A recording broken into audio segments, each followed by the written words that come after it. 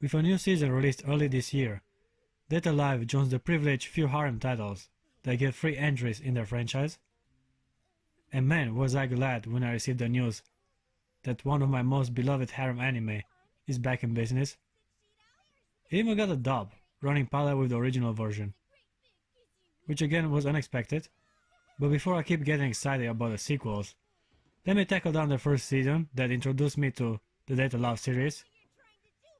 The anime starts with a brief explanation regarding special quakes and their devastating effects on the world. This unprecedented phenomenon threatens the everyday life of our protagonist, Shido Itsuka. Now that I brought him in the spotlight, let me address his appearance and character. Sadly, he is somewhat part of the weak, childish MC trend that used to dominate the genre. Granted, he is tall enough compared to the girls, but considering they're all lolis, I don't know how much of a positive that is. His personality is where he shines. Despite being Mr. Stereotype nice guy, Shido actually can be rather brave and determined while dealing with life-threatening situations. He's also suspiciously loose while interacting with girls, which will come in handy considering the adventures laid out ahead of him. But I'm getting ahead of myself. From the beginning we are getting introduced to his little sister that in typical anime fashion wakes him up in the morning. For all the fellow perverts out there, the very first scene has a few panty shots, so if you weren't convinced of this show integrity, well, you are now. It's also kinda weird how we get the complete bio of each major character we encounter, as if we're checking their entry in the menu or something. After more cute moments with the younger sister, Shido heads out to the school where he meets his best friend slash pervert slash every male sported character in the harem genre that is playing way too many hentai games on his phone. He also has a list of every girl in the class, and it is through his words that we get introduced to the best girl this show has to offer. That is Origami Tobiichi, otherwise known as the Super Genius. That chick always has some of the best grades in our class. Gorgeous. She's never been out of the top 3, like, ever. Her blank stare and shameless behavior towards our protagonist made her stand out among all the other cute shorties. Origami is openly perverted towards all kind of kinky stuff. Must because she isn't exactly used to interacting with boys, considering she's part of an all-female military squad, so her social life took a few hits. Shido's quiet day at school gets abruptly interrupted by an alarm forecasting a spatial quake, so all civilians had to go underground for shelter. Being concerned for his sister, the main character decides to risk his own life and run out to find her. Long story short, Shido finds out that Kotori is actually in charge of a military organization that, similar to the AST, is tasked to dealing with special quakes. Time for some explanation, fellows. I'm gonna keep it short and basic as possible. The special quakes are actually caused by spirits, mysterious entities that conveniently look like attractive young females. It's been discovered that their emotional state is what generates calamities. When their compulsion breaks, so does the special quakes form. The AST is an all-female special task force that has the sole mission of neutralizing spirits, while on the other hand Kotori's organization believes in befriending and stabilizing the spirits without resorting to violence. Here's where Shido comes into play. It turns out that he is special. He is conveniently able to seal away a spirit's power by making her fall in love with him. Therefore he has to take on a variety of girls with colorful outfits and personalities on dates, hence the title of the anime, Dead Alive. Having such a crucial mission on his hands, the protagonist has to go through some harsh training to increase his persuasion and get women wet in just a few minutes. Time is of the essence here, folks, and Shido needs more game to be efficient in his job. Besides playing a few dating sims, the main character also has the unforgiving harsh task of wooing hot females to save the world. No need to worry though, cause he's not alone on his quest. Right in his corner, he has the most brilliant minds to help him come up with elaborate pickup lines, which result in some funny encounters. Perfect timing. Why don't you practice with her too? Shin, follow my lead. I've known all about you for quite a while now. I'm aware of that. I also like sneaking into your locker after school to sniff your gym clothes. Same here. Who knew we'd have so much in common, so do you want to go out with me? What's this? For you, because you like my uniform. Character development and comedy is strongly prioritized, as the show is less about action and more about the interaction Shido undergoes with his harem. Not to say the anime does not have its fair share of engaging fight sequences. They are spread out throughout its 12 episodes, giving me just enough action to keep me guessing on what the next spirit ability might be. I also have to mention that there's been thought and effort put into spirit's techniques and skills, as each girl has a unique set of weapons and elements they can use in combat. But of course the main attraction regarding our females are their colorful personalities and type bodies. Let's start with Toka. She's the first spirit Shido encounters. Toka is also kinda like the main girl in this harem. You know, every one of these titles has one chick that gets a little bit more attention from the protagonist than most, and here we seem to have Purple Head at the center. No idea, to be honest, as she is neither a tsundere nor some innocent, fragile, feminine dummy. Toka's personality actually changes a lot during the show. At first she's rigid and rather threatening, and then after she falls in love with Shido, she becomes clumsy, vulnerable, and rather easy to influence. Shido would never do something like that to us! She's lying, right, Shido? No, I've been trying to figure out an easy way to kill you guys for weeks now. But why? Didn't say that, she did.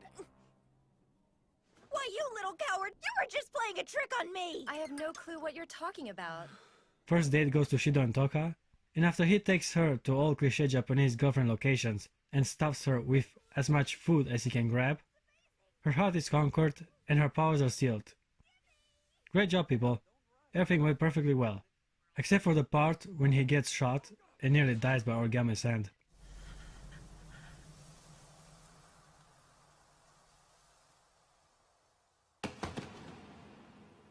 Remember when I said Tobichi is part of all-female unit?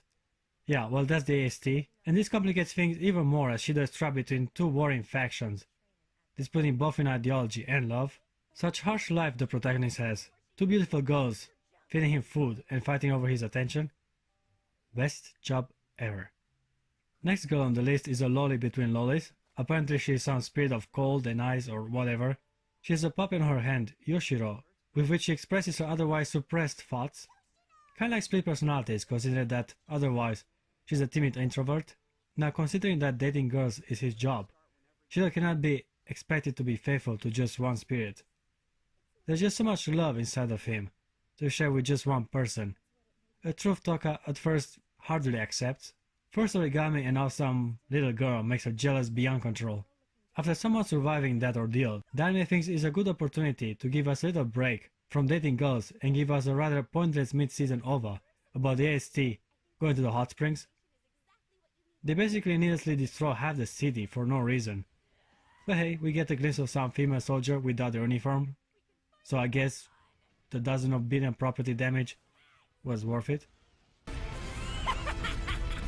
Alright, ladies, give them hell! Annihilate, slaughter, eradicate, eliminate, kill, and destroy those pieces of trash! Two more girls are to be introduced this season. One of them is a super soldier 6-year-old girl, and on the other hand we have a psychotic, bloodthirsty, immortal spirit. The show does not slow down with its characters. The best part is that Shido not only gets to live in a brand new apartment with his ever-expanding harem, but as of now he gets yet another little sister thrown to the mix. Damn son. Most anime MC are okay with one female sibling, but this player gets two. Like I said, best job ever. Actually it turns out that Kotori is Shido's stepsister, as her family adopted his sorry ass a few years back, and the new girl by the name of Mana is actually his blood relative. Too bad she's not a spirit, if you know what I mean. Luck plagues the protagonist's life as a new transfer student comes to his class, and what will you know, we're talking about a hot young lady named Kurumi. They moved to the school solely for Shido's flesh. Little does the main character know that she actually wants to literally eat him. But that's beside the point. What really matters is the first stage of the harem is complete, and all girls have taken their seats, some more aggressive than others. Yeah, just zoned out for a second. It's hard to concentrate with such a handsome man in front of me. Excuse me? It won't do us any good if you fall for her. Let me address Kurumi for a moment. She's very popular in the community, not only with the fans of the show, but with anime viewers in general. When I checked to buy some naked girl figurines, Kurumi is also there. Couldn't find a cast-off version of her, but that's beside the point. What I'm trying to say is that among all the hotties Data Life brings to the screen, Kurumi is the one that captivates people the most. Is flirty, dangerous, and probably swings both ways. The fact that she's a yandere helps her reputation a lot, cause guys love psychotic girlfriends. Personally I have to choose Origami over her, but only by a very thin margin. They are both shameless, direct, and attracted to Shido. It's just that white hair is more submissive, while Kurumi takes direct control, and I'm just too insecure of my masculinity to accept that. Anyhow, Kurumi has game and totally gets the drop on our main character, must be because she's more mature than the others. Her age is unknown, but considering that she can turn back time and is basically immortal, I say she is older than a teen, plus she has human flesh, which makes it easier for her to make physical contact with boys. See why people love this chick? Not only is she a Lucy-like vampire, but she's sensitive inside and ends up falling in love with Shido later on. I guess Kurumi is more or less an anti-hero. Too bad she's very episodic when we get that much screen time featuring her later on. After a successful day at school, Kurumi gets a few snacks but gets ambushed by Mana and the AST. Being sure of her death, Origami is stunned in fear as our murderous brunette comes back to school, as nothing really happened. Instead of staying the hell away from her, Tobichi decides to confront her alone in a dark room where no one can hear her scream. Yeah, great tactical maneuver there, Sergeant. Of course, Kurumi quickly overpowers her with elfin-like hands and proceeds to make some girl-on-girl tension. My two favorite girls making physical contact. Wow, I love this anime. Best episode yet to come, as the protagonist is for the ride of his life. Being the player he is, Shido gets 3 different dates in the same day with Toka, Origami and Kurumi. I guess this is some foursome ascension to save the world, and although on paper sounds great, the reality of the situation is that the protagonist is on the run from one girl to the other. Going to the restaurant or to the aquarium is a solid location, but taking a girl swimsuit shopping? That's so lame. Now the day ends up being a disaster with Toka and Origami bumping into each other and Kurumi killing a bunch of dudes. But it all leads to a climactic battle between our yandere and Kotori. That's right, the MC half-sister is actually a spirit, or more or less became one 5 years ago. Here's where the show gets a little more complex. You see, half a decade ago, Origami's parents were killed by a flame spirit that's very much similar with Shido's little sister, so this leads to some dramatic turn of events. That's going to be romances Kotori, and the protagonist manages to impress her fairly easy once he puts his faith into his own knowledge and freestyles the date. Oh, is it happening now? Well, this is just as good of a time as any, but I want to go somewhere with fewer people because I'm really embarrassed. After some resistance and unexpected turn of events, the main character does succeed in his mission and therefore officially claims his harem. Now I could still go on and on about the anime, but I say for the other installments in the franchise. The first season of Date A Live gets an 8 out of 10. It's a solid show and one of the best in the harem genre, but of course you have to like this particular concept to fully enjoy the anime. That's what I'm screaming about! A naughty body combined with a bashful modesty, irresistible!